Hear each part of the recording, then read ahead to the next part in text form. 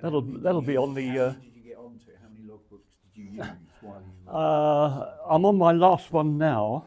I've got 8 others apart from that, and then there's this one which I got given by the Navy when I became a SADS diving supervisor for the Navy. Is that your water? That's my water, yes. That was 78. I know. And it goes on and on and on. These are all training dives, are they? Or Yeah, up leading up to third class and second class diver. When I was going to ask you, I saw on your some of your information that you've taken some students out to the Red Sea and things Yes, like that. yes, and Malta. When did you go to the Red Sea for the first time? Did you dive With them? Thistle- No, I hadn't dived. Did you In dive I did the Thistlegorm. years ago? Sorry? What year did you dive the Thistlegorm? I can't remember, but I've seen 90s. that original footage of Jacques Yeah. Cousteau's crew, like diving. I saw the all motorcycles lying on the all the Thistlegorm. original kind of Yeah. the rigging and everything was on The- the back. yeah, Just yeah, declined yeah. a lot over the years. Yeah, no, and that stuff. had been cleared, I think. Yeah. Yeah, but all the motorcycles were there, obviously. Yeah, the Thistlegorm was a good dive. But yeah, it's always. But Ascension Island was something else. I remember I chatted to a. Is it time to start? No.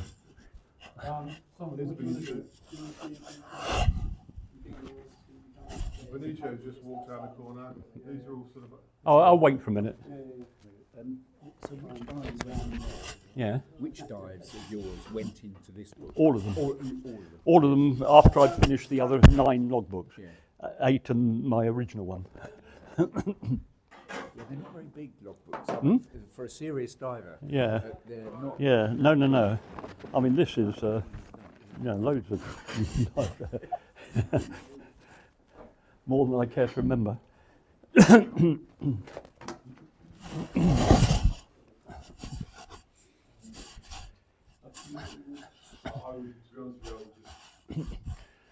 Tell me when you want to start, Jason. Okay,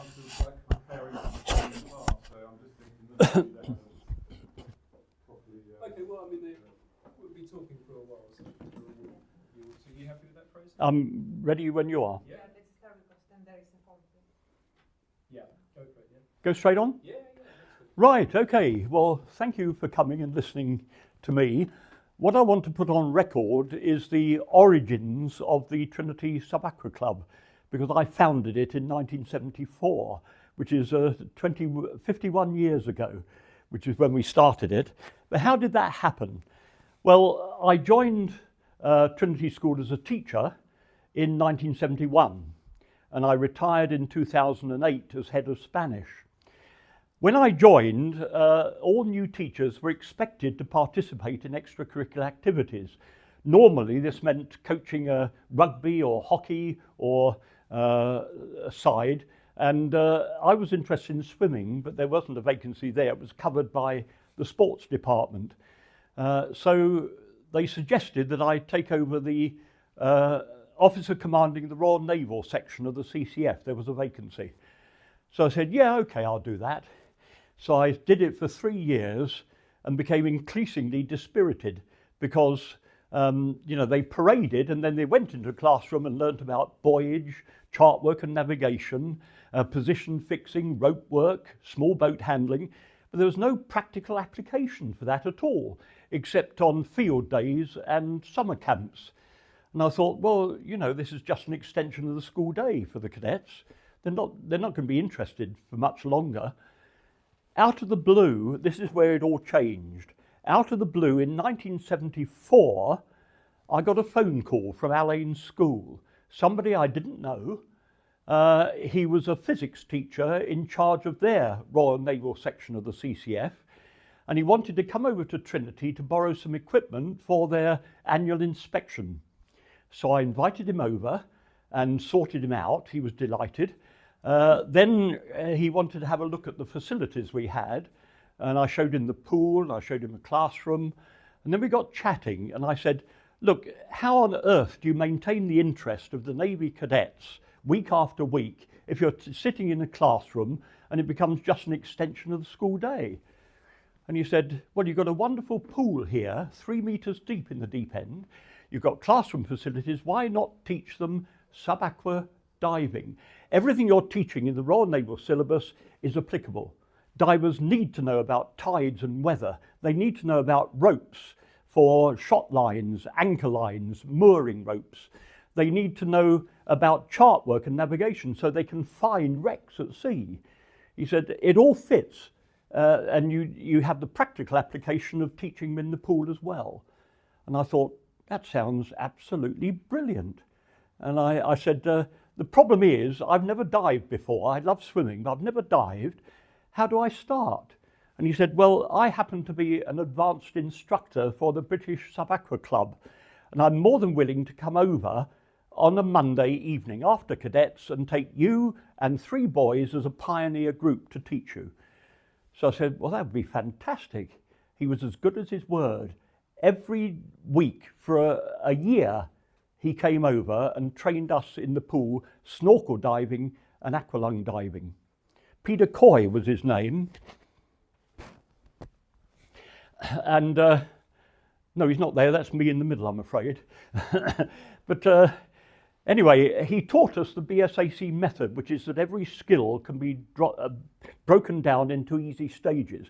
To give an example, mast clearing.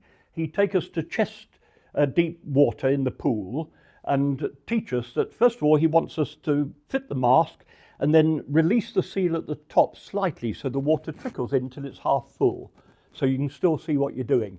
Then he said, I want you to go down underwater, put your head right back, press the top of the mask and expel the water with air from your nose. And that will clear the mask. Why do that? Because it's easier to push the water horizontally rather than vertically. And so we learnt that. Then the next stage was to go down in a full mask clear. And the third stage was to kneel on the bottom, take your mask off, refit it and clear it and come up. Every skill that he taught us was developed in that sort of way. Finning, no bicycling, keeping your legs straight. Snorkeling, again, expel the water horizontally rather than vertically. Everything was brilliantly done. Then he introduced us to the aqualung, and we assembled it on the pool side, and he told us when you switch it on, make sure the contents gauge is pressed against the cylinder of the tank, so if the glass were to shatter, it won't send shards of glass into your face. Things like that, which were absolutely... Safety was the prime consideration in all of this. After a year, we managed to become confident enough to take over the teaching ourselves. And then he suggested we join the British Sub Aqua Club as a school branch of the BSAC, which we did. Then we got our logbooks and we could record all our training. We got a diving manual. And then we were open to all sorts of events and courses run by the BSAC and examinations, and we could apply for those. First one I did was a club instructor exam. Well, I went on a training course first of all, then went in for the exam, and a club instructor is somebody who's competent to teach in the pool, not in open water, in the pool.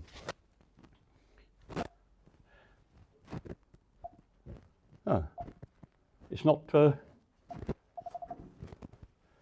For some reason, it's not working.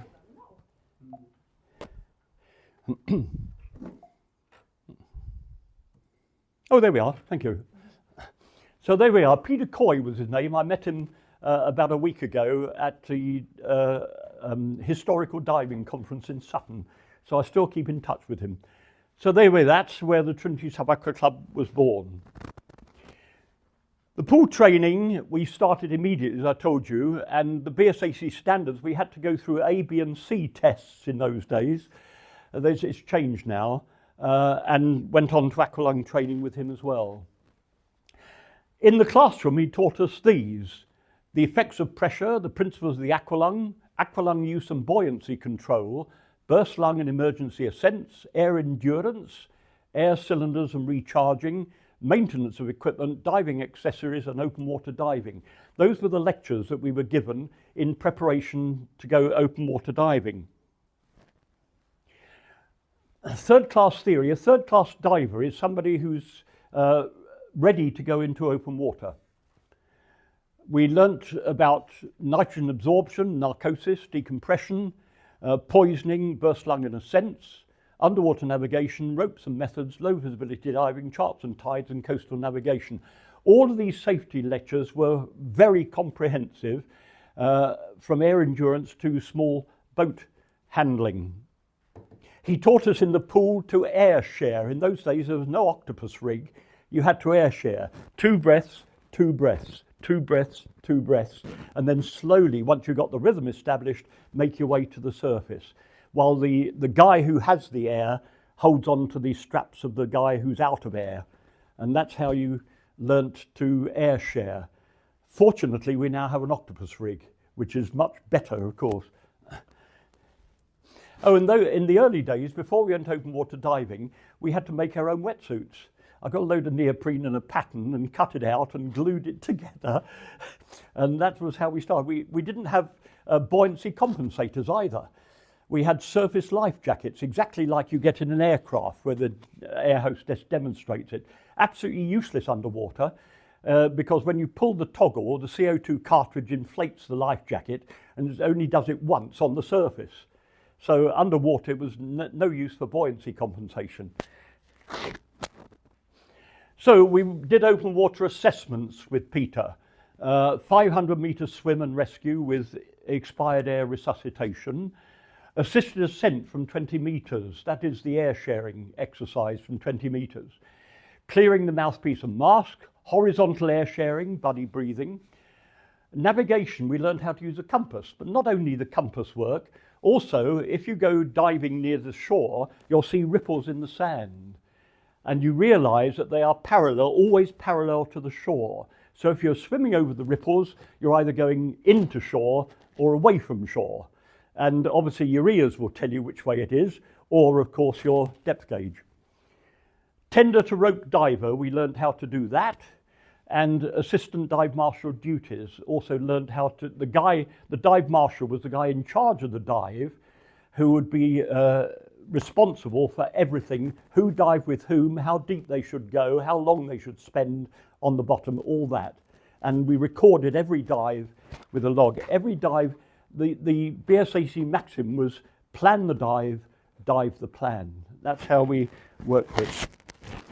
First open water dives with Peter, because I was totally dependent on him for open water diving still. July we went to Cornwall, to Porthcerris and Portallo, which is on the Lizard Peninsula. In 1975-76 went to Dorset, Swanage and Lulworth Cove, and we also went to Devon in Salcombe. By that time the headmaster came to hear of what was going on and showed interest and came to me and said, would you agree to open the club to non-CCF personnel as well, because it's obviously very attractive. So I said, yes, I'm happy to do that, provided they're 14 years old and provided you fund it properly. And so from that, that's how we started amassing our own kit. We started with 4 cylinders, 4 regulators and 4 life jackets. We started doing CCF expeditions. These were only available to CCF cadets because we were using military facilities. We went to the Royal Naval Air Station Culdrose on the Lizard Peninsula, brilliant place for diving. We went to Britannia Royal Naval College. I took several expeditions there and based ourselves there. HMS Daedalus in Portland, very interesting around the Portland races, where the headland, where the tide really starts running, you have no option which way to go. HMS Cambridge and HMS Raleigh in Plymouth, and overseas we took an expedition to Cyprus, based at RAF Akrotiri, and I found out that there's a base called Episcopi, which is near Akrotiri, which is where they have the transport depot. So we borrowed a 4-ton lorry and stuffed it full of diving equipment and went round Cyprus diving, shore diving round Cyprus, with Charterhouse School in Kelly, because there's another story that I also introduced diving to Charterhouse and Kelly College. Overseas expeditions I ran. We went to Malta, Gozo and Camino, the offshore islands, at least 12 times. Camino was interesting. Through the cave system is where they filmed the James Bond sequence. So we swam through the caves which appear in the film. The Red Sea went to Jordan, to Aqaba, wonderful diving from there, did a night dive on a wreck out of Aqaba. To Egypt, went to Hurghada and Sharm el Sheikh, and of course dived the Thistlegorm, which is a dive everybody does in the Red Sea. And we went to Florida on one occasion, which I wouldn't recommend again. I didn't enjoy it much. Then by that time, Mike Alexander, who was also a teacher here, was also very much interested in diving and had joined us to help instruct, a great asset to us. And he and I started running national CCF courses to try and spread the idea of diving to other schools. We ran them in Plymouth and we ran them in Jersey for Victoria College, Jersey. Charterhouse and Sevenoaks school staff came on our trip, and the guy from Charterhouse was a Cretan called Nikos Georgiakakis, and he had friends in the Cyprus Airways. That was why when we went to Akrotiri, we were able to ship our portable compressor over there so we could fill the cylinders while we were on the base of Akrotiri. And the senior students that I had, the sixth formers who were still diving, we trained to become BSAC instructors. Some of them actually qualified as instructors before they went to university. Gold dust for a university, absolutely. Wreck diving, we did a lot of wreck diving. One summer we spent in Plymouth and we dived a different site every day. It was flat, calm water for a fortnight, unbelievable. We did the Volnay, which is an old First World War wreck, full of cordite and grape shot. The Manacles, the Mohegan, a wonder. Mohegan was a Victorian steamship which foundered on the Manacles. It's a graveyard of shipping. The Manacles is a system of underwater rocks which come very close to the surface, and loads of ships have met their end there. And it's a dive which you have to be very careful about. You can only dive on slack water, an hour before and an hour after slack water. If you miss it, then the tide just takes you right through the rock system and no boat's going to go after you until you come out the other side. So you've got an hour, so you've got to know your tide tables. I always had a copy of the Navy tide tables and calculated when it would be slack water. And if you can do it on neaps, so much the better. If you know neaps and springs, neaps is when you get the less flow of water. So we did the Mohegan, and in St. Coburn Churchyard, a little village near Porthcerris, which is where we dived from, there is a grave of 80 people who died on the Mohegan. The Navy were very good to us at Porthcerris. They had a great building on the foreshore at Porthcerris which housed a huge compressor, and so we had access to that and could fill our cylinders every day from that. Inland we've been to Stony Cove and Gildenborough and Raisbury, which you're probably familiar with. In Plymouth we dived a load of wrecks, the James Egan Lane, everybody dives that one, the Pulnick and the Elk out of Plymouth, Glen Strathallan, the Persia, the Galicia, a Dutch tug, Eddystone and Hans Deep. Hans Deeps is interesting. It's a rock pinnacle that comes almost to the 20 metres from the surface. And what you do is you shot it first of all, and you've got to be aware of which way the tide is running. So you put the shot line in so the tide drives it into the rock. If you put it the other side, it drives it off the rock. So you have to be careful, but that was a really good dive. And that's called Hans Deeps, by the way. My own diving experience, 1976 I qualified as a snorkel diver, 1977 ocean diver, 1978 I was a sports diver, advanced open water diver. Then in the mid-80s, every school that had a cadet section had a letter from the Ministry of Defence which said that no cadets can go diving unless they're accompanied by a military diving supervisor, SADS, a SADS. So I thought, well, that puts paid to our use of military facilities. But I investigated and found that I could actually get on the course. It wasn't a training course, it was an assessment. So you had to go down and demonstrate your ability. So it was a week spent at Fort Bobisand in Plymouth in a casement where there were 12 bunk beds. I was the only civilian. There were 11 regular Army, Navy and RAF personnel, and we spent a week being assessed all the time. We had to give briefings in the classroom, debriefings, and control all the diving, choose the dive site and control it. And at the end of the week, I asked the headmaster if I could have a week off to do it. And amazingly, he said yes. So I took a week off school to do it because he realised the importance of it. And eventually, a few of us got through. There was quite a number who failed the course. But then my name was on a computer list at the MOD who phoned me up twice to see if I'd go out to Ascension Island to run training for the RAF out there. Because they're based on Ascension Island, they can't go diving unless there's a SADS accompanying them. And therefore, you know, I went to Bryce Norton, 8.5 hours in a Hercules transport plane to Ascension Island and ran diving for the RAF twice. I did that, 2-3 week stints. Then in 1990, I went in for the first class diver exam, which is an hour's theory paper before you're invited to take it. And then 2 days, 1 day in a small boat, a rib, and 1 day on a hard boat, where your diving skills and abilities are assessed continually. 1979, I became the club instructor, which meant I could run diving in the pool safely. 1982, I was an advanced instructor. And then an advanced instructor is somebody who can take open water diving. That's the qualification. And then finally, I went in for the national instructor exam, which is 4 days at the coast.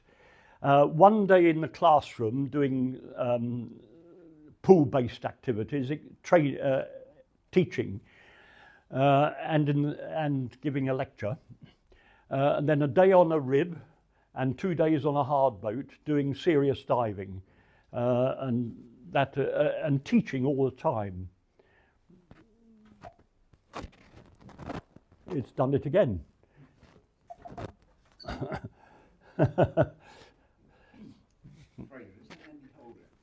I think it is, yes, it is, yeah, absolutely, yeah. Right, once you become a national instructor, you're expected to take part in national events and teach and examine on national events. So I did that. I was an examiner for advanced instructor and first class diver and also club instructor. Overseas, the BSAC sent me to Germany to an army barracks at Gütersloh to examine the army divers there. They sent me to Northern Ireland. I went to Belfast to run a course there. They sent me to Holland, where I also ran a course, and they sent me to Cyprus again, where we were running a course there for people from England were there, you know, people from other BSAC branches to be assessed as instructors. And as I say, BSAC sent me to the Ascension Island in 1997 to run courses. They knew I'd been before, and therefore they thought it was useful if I went there. And of course, for the RAF, I went twice to Ascension Island to train the divers there. Oh dear. Anyway, when I left Trinity in 2008, I left it fully operational. It had 15 full kits, cylinders, regulators and BCs. We had a large compressor feeding 2 storage cylinders so you can decant and make filling much quicker. We had a purpose-built rib, a rigid inflatable boat, equipped with a GPS echo sounder, a magnetometer and marine radio. If you don't know what a magnetometer is, it's something you tow behind the boat and it detects metal underwater, so it's a wreck finder. So that's what I left you with. And there we are. Thank you very much for listening. If I can answer any questions, I'll be happy to do so. Yeah, I'm interested in the rigour of all those exams you took. Yes. I dabbled, as you know, in sub aqua, but I felt very confident because of the exam and the tests that we had to do. Yes. Of what I was then going to be doing in open water. Within the branch, you mean? We Yeah. Just here, Yeah. But everything you took subsequently, did that give you the confidence? Absolutely, to absolutely. go Yeah. and deliver and I mean, it was a different world because you were meeting with people who were much more qualified than you were, and who were rigorous. I mean, I remember doing a 50-meter dive with a national instructor who was the examiner, who gave me a slate, and I had to answer 10 questions, including decompression calculations, which was a test for nitrogen narcosis, really. Then we continued the dive, and then coming back, we had to do 2 decompression stops because we'd overstayed our bottom time at 9 meters and 6 meters. Got back to the surface. I was pretty knackered by then, but we got back on board the boat, took all my kit off, and the national instructor came up to me and said, "Can you tell me how your regulator works?" So I said, yes, the first stage you connect to the pillar valve and it reduces the pressure from 200 bars to something like 50, 40 bars. And the second stage is the mouthpiece, which further reduces it to ambient pressure. So whatever depth you're at, it delivers air at that pressure. So I said, yeah, I know that, but how does the inner workings work? So I had to get a pencil and paper and sketch a regulator to him to explain how the balanced valve inside the first stage was operating, all that sort of thing. And it was like that, relentless for 4 days, people coming up and asking questions and really testing your knowledge and your ability all the time. It was that was the hardest thing I've ever done, the national instructor exam. I couldn't do it now. You can't take risks, can you? Pardon? In terms of safety and with diving, you can't take risks. You can't cut corners. I think diving for students is a wonderful educational opportunity. You become interreliant upon each other.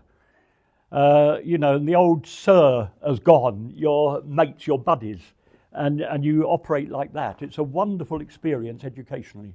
I think it teaches you a lot. Would you say your favourite dive was in all these years?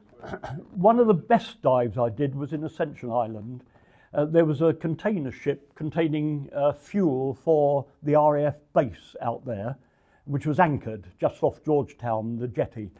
And we got permission from the captain to swim under the hull of it, which was 20 metres. So we swam under there, looked down, 50 metres below, there were hammerheads feeding. And then a great shadow appeared on the port side of the ship.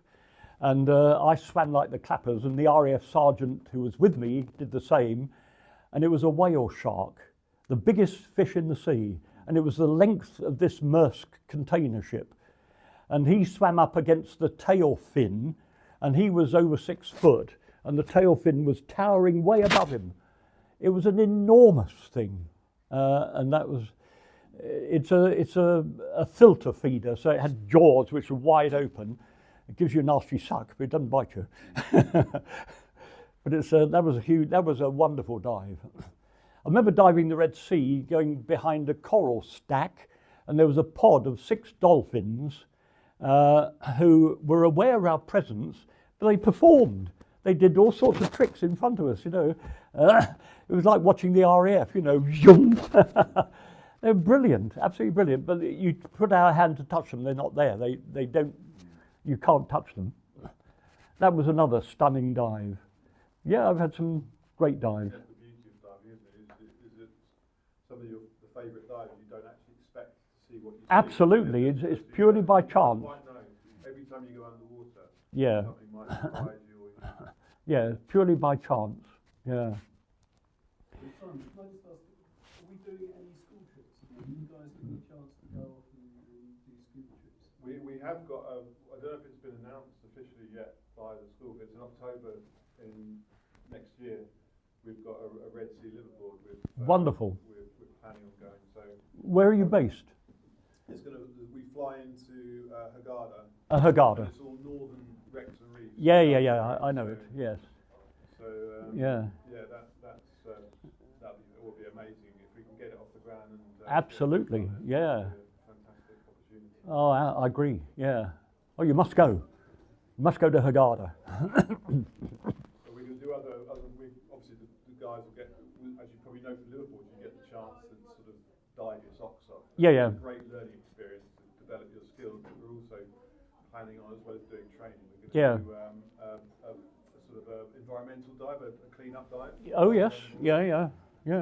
So Paddy Brilliant. has a charity called Project Aware, which when divers, collective dive, gets in group and cleans up sort of dive sites that need some sort of assistance. Great idea. They log all the litter, all the stuff they find, Yeah, and it goes onto sort of a database so they can sort of educate brilliant. stuff That's good. and Yeah. stuff that's Yeah. really good.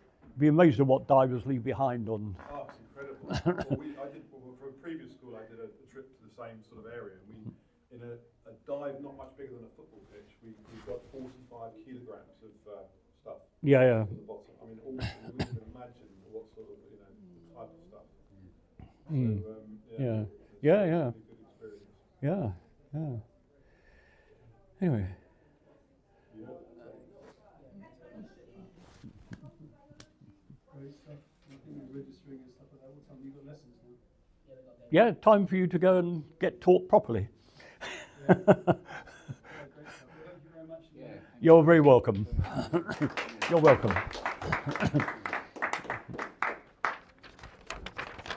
Right. Examining. Are you Am I still what? doing any examining? Are you still